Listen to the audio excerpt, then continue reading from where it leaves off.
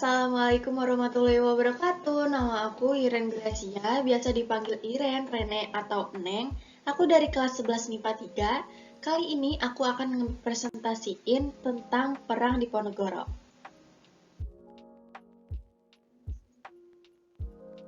Yang bagian A, Perang Diponegoro. Perang Diponegoro yang juga dikenal dengan sebutan Perang Jawa adalah perang besar dan berlangsung selama 5 tahun di Pulau Jawa, Hindia Belanda. Perang Jawa dengan Pangeran Diponegoro sebagai tokoh sentralnya merupakan pertempuran melelahkan melawan Belanda yang berlangsung selama 5 tahun, mulai dari 1825 sampai 1830. Nah, bagian B, penyebab umum dan khusus Perang Diponegoro. Nah, adapun sebab umumnya nih. Sebab umum terjadinya Perang Diponegoro adalah yang pertama, Belanda melakukan intervensi terhadap masalah internal Kesultanan Yogyakarta. Dan Belanda mengubah adat istiadat dan kebudayaan Kesultanan Yogyakarta. Yang kedua, diterapkannya berbagai macam pajak dan kebijakan yang menyengsarakan rakyat.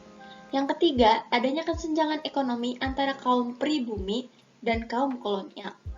Adapun sebab khususnya nih, sebab khusus Perang Diponegoro yaitu Belanda memasang patok-patok penanda pembangun jalan yang melewati tanah leluhur Pangeran Diponegoro di Tegal Rejo.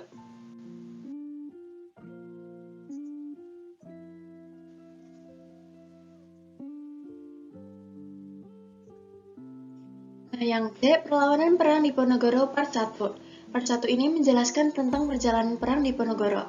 Perang Diponegoro meletus pada 20 Juli 1825 ketika pasukan Belanda datang ke Tegal Rejo untuk menangkap Pangeran Diponegoro.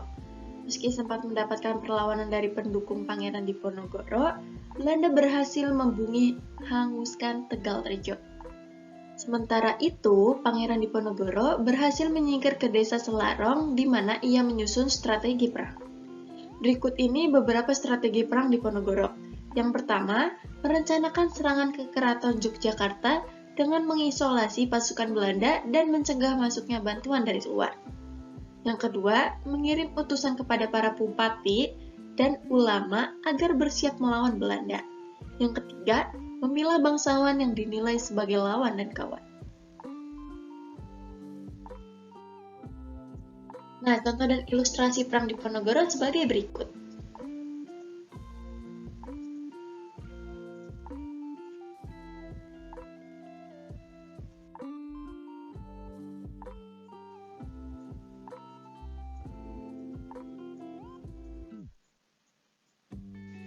Yang B, perlawanan Perang Diponegoro Part 2.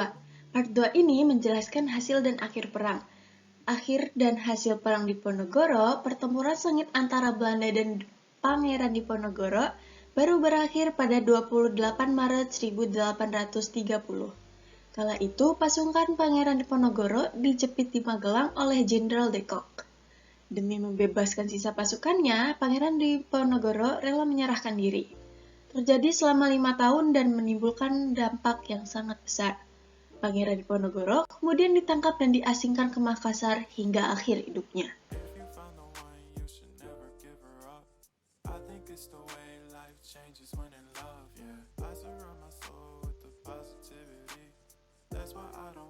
Yang D, dampak Perang Diponegoro Part 1 di bidang politik dan ekonomi. Menurut MC Rickfles, dalam A History of Modern Indonesia since 1981,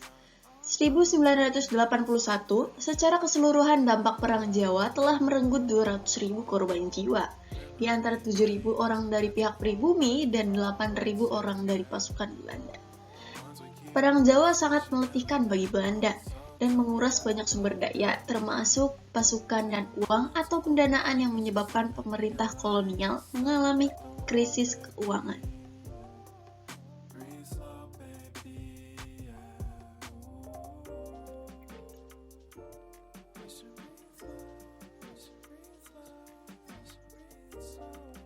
Adapun dampak Perang Diponegoro Part 2 ini di bidang sosial dan budaya.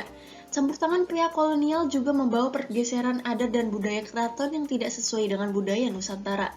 Selain itu, dominasi Belanda telah membuat rakyat menderita karena dijadikan sebagai objek pemerasan. Nah, kurang lebihnya mohon maaf. Wabillahi taufik wal hidayah. Wassalamualaikum warahmatullahi wabarakatuh. Dadah. Thanks for watching.